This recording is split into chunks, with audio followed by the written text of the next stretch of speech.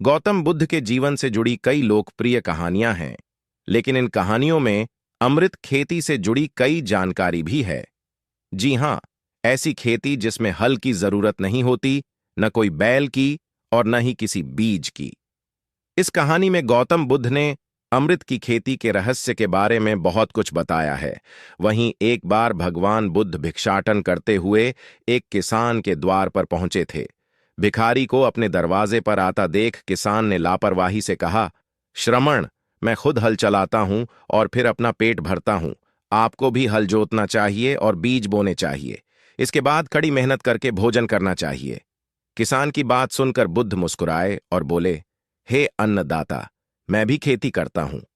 किसान को बुद्ध की बात सुनकर कौतूहल हुआ और उसने कहा, तुम्हारे पास न तो मुझे हल दिखाई दे रहा है, न बैल और न ही खेती के लिए जमीन। तो आप कैसे कह रहे हैं कि आप भी खेती करके ही खाना खाते हैं? तुम मुझे अपनी खेती के बारे में थोड़ा समझाओ। बुद्ध ने किसान से कहा, मुझ में भक्ति, विश्वास, आदर और ममता का बीज है।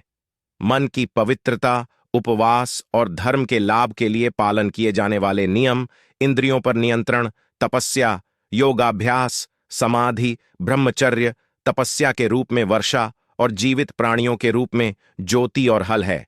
मेरे पास पाप की सजा है। काले लोहे से सोना बनाने की विचारों की पारस जैसी रस्सी मेरे पास है। स्मृति और जागरूकता जैसी हल और कौड़ी। बुद्ध ने कहा, मैं वचन और कर्म में संयमित हूं। मैं अपनी इस साधना को अनावश्यक के नकारात्मक विचारों के खरपतवार से मुक्त रखता हूं और तब तक भरसक प्रयास करता हूं जब तक कि मैं आनंद की फसल न काट लूं।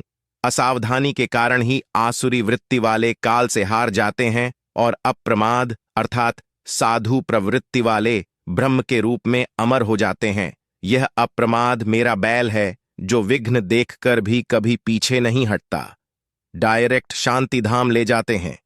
ऐसे में मैं भी आपकी तरह एक किसान हूं और अमृत की खेती करता हूं।